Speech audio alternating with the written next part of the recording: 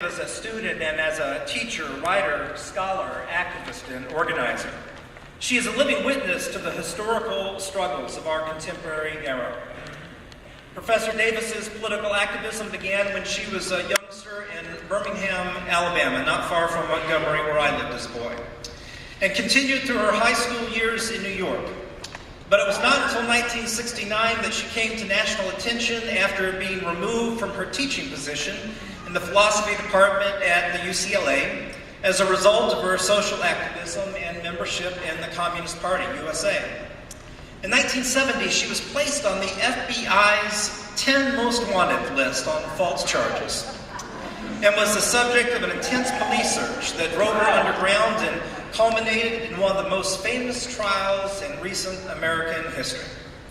During her 16-month incarceration, a massive international Free Angela Davis campaign was organized, leading to her acquittal in 1972. When I was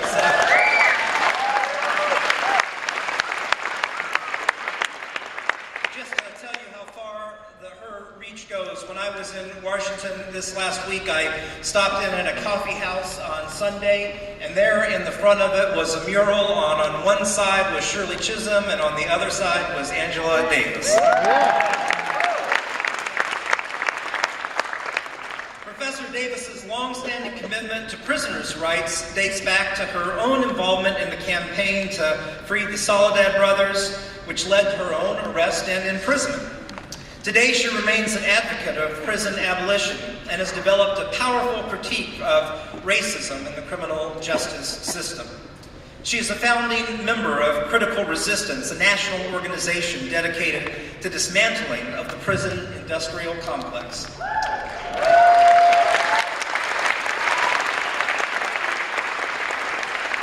Internationally, she is affiliated with Sisters Inside, an abolitionist organization based in Australia that works in solidarity with women in prison.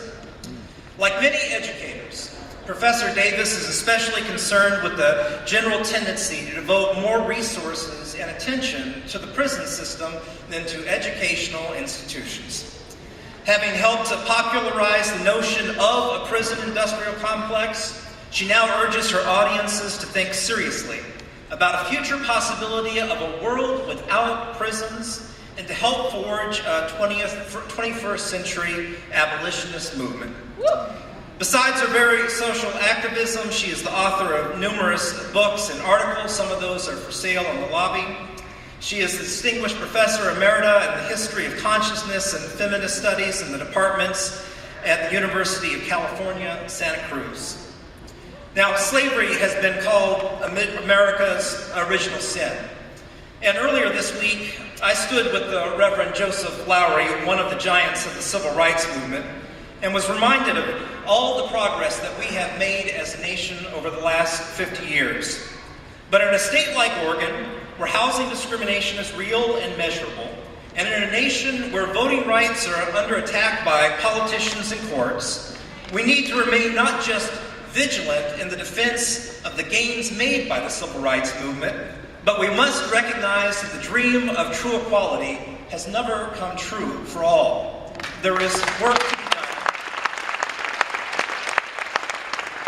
There is work to be done, and it will take a new generation of Americans represented by the students of Pacific University gathered here tonight to take their place in this great struggle for freedom that began at our nation's dawn and will not end until all of us are truly free.